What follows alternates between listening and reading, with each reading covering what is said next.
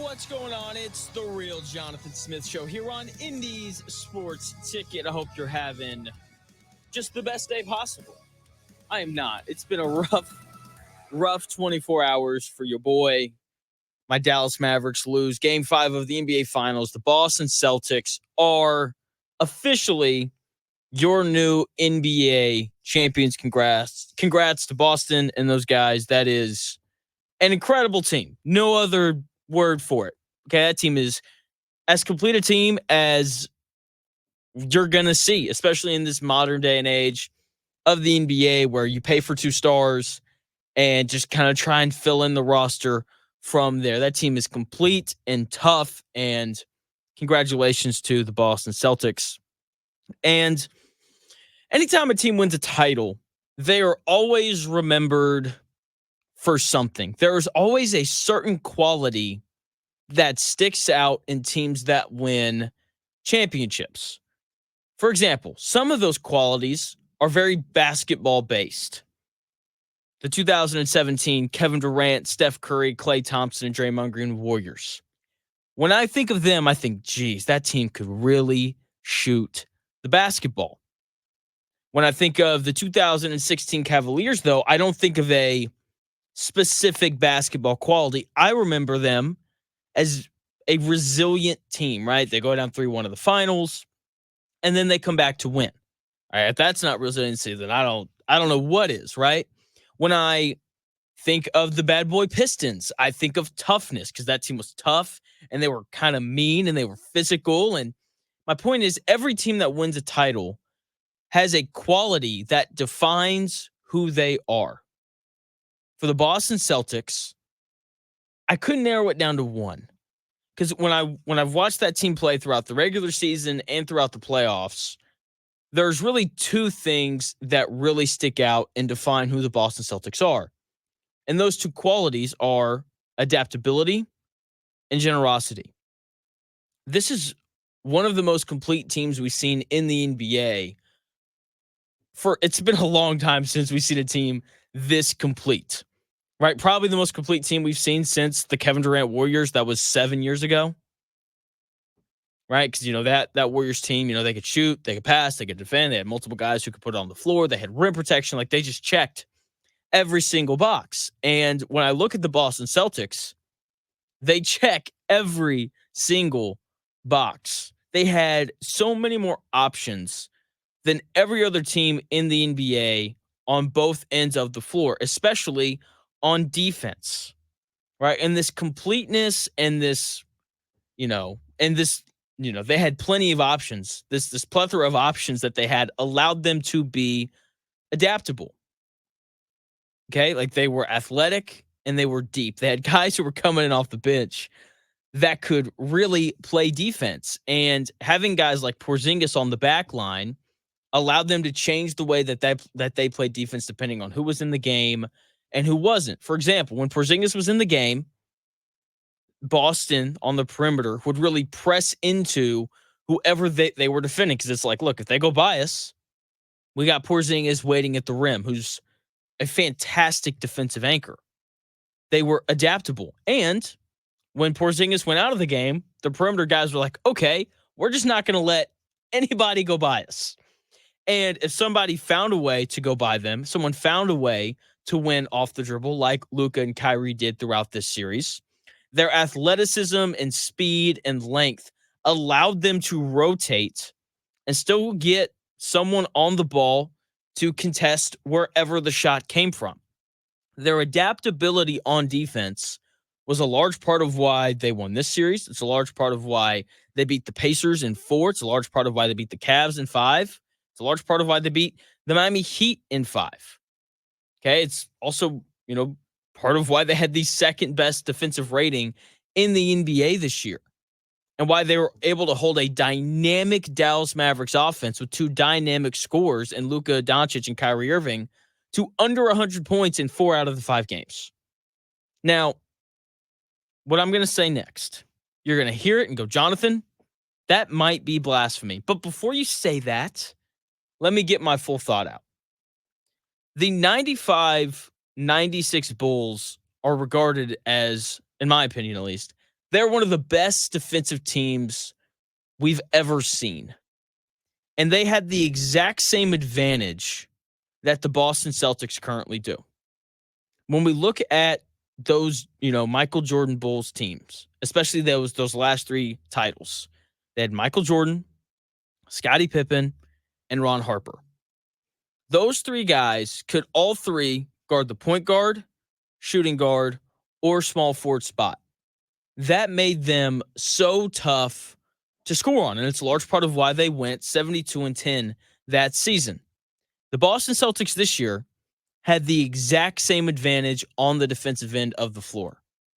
Jason Tatum, Jaylen Brown, Drew Holiday, and Derek White could all switch the 1 through the 3 and even the 4 sometimes. And they're bigs. Like Al Horford did a great job in this NBA Finals and throughout the playoffs in general, defending on the perimeter. Kristaps Porzingis did a good job throughout the playoffs and in the finals, defending on the perimeter. Okay, when you have that much adaptability and switchability in your defense, it is so hard for other teams to score on you. And I truly think that in a few years, we're going to look back on this Boston Celtics team and see that this is one of the best defensive teams we have ever seen. And the reason why they're so great defensively is because they're adaptable. Whoever's guarding who, the Celtics are able to adjust and figure out a way to play good defense because of the athleticism and length and just the athletes that they have on defense. This is truly one of the best defensive teams we are ever going to see. And then offensively, they were great because of their generosity. That is the second quality that I think of when I think about this Boston Celtics team.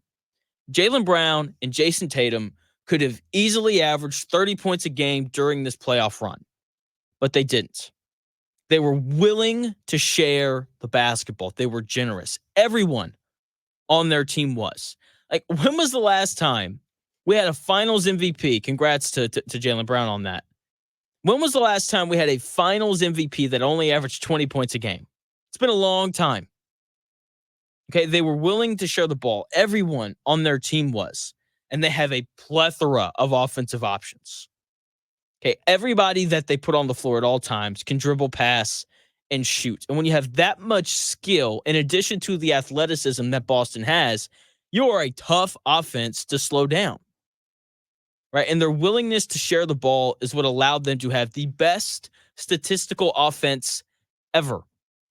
They averaged 123 points per 100 possessions. That is the best of all time.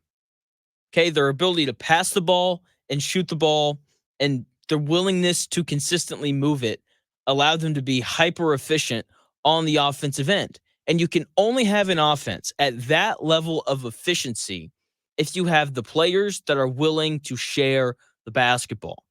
That's part of why the Pacers offense this year was so efficient. Halliburton, Nembhard, Siakam, Aaron Nesmith, Miles Turner, all of those guys were willing to share the basketball. When we look at the Oklahoma City Thunder, the third best offense in the league this year, Shai Gilgeous-Alexander, Jalen Williams, Chet Holmgren, Josh Giddey, Lou Dort. Like, you just work your way through all the players that they have, and guess what they were all willing to do? They were all willing to share the basketball. And when you're willing to share the ball, it just makes offense so much easier. Like, I'm watching this series and I'm watching these games, and the Dallas Mavericks offense, it looked bad. It looked so difficult for them to do anything because the Mavericks didn't share the ball. Now, part of that, there are some personnel issues there. You don't exactly trust everybody on the Dallas Mavericks offense to put the ball down on the floor. And that led to their offense being stagnant. And because it was stagnant and because the ball didn't move and it didn't pop around the perimeter like it should have, they struggled throughout this series. Boston's willingness to share the ball was what made them great. Okay, because they are a great team. They went 81-20. They won 79% of their games. That's insane.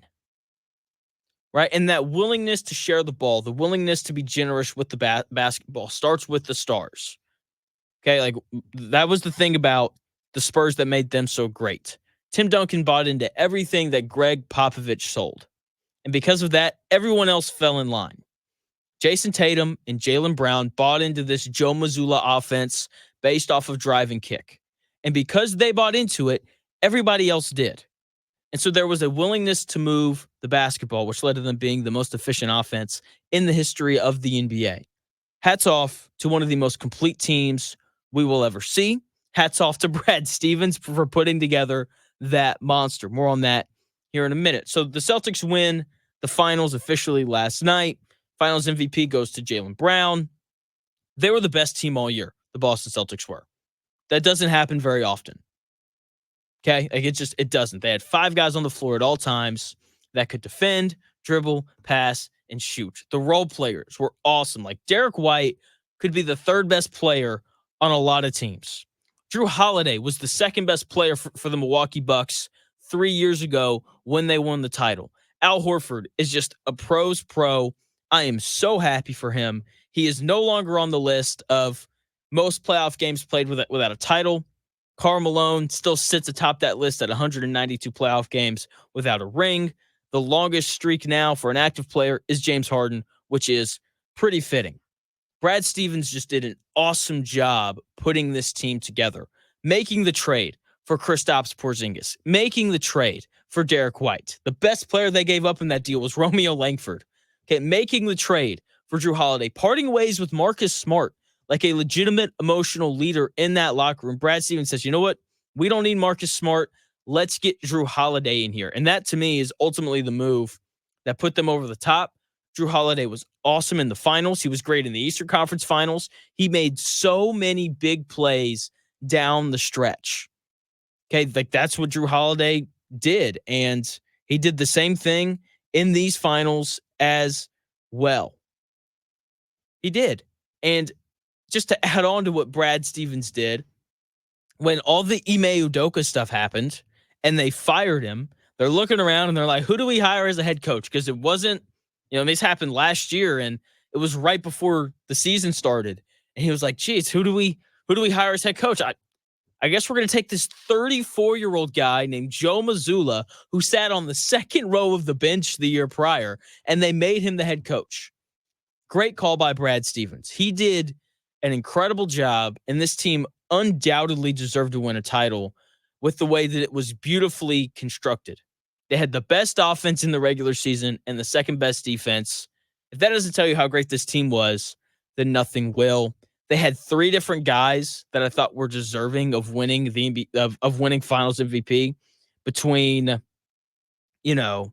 Tatum, Brown, and Drew Holiday. I'd have given it to Holiday, but hey, that's just kind of the way it goes. And now that the Boston Celtics have officially won a title, this is one of the best teams ever.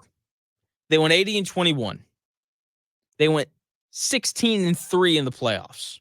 That is absurd. That is an insane run. They are the 4th team ever in the history of the NBA to win 80 games. Okay, they won 79% of the games that they played this year between the playoffs and the regular season.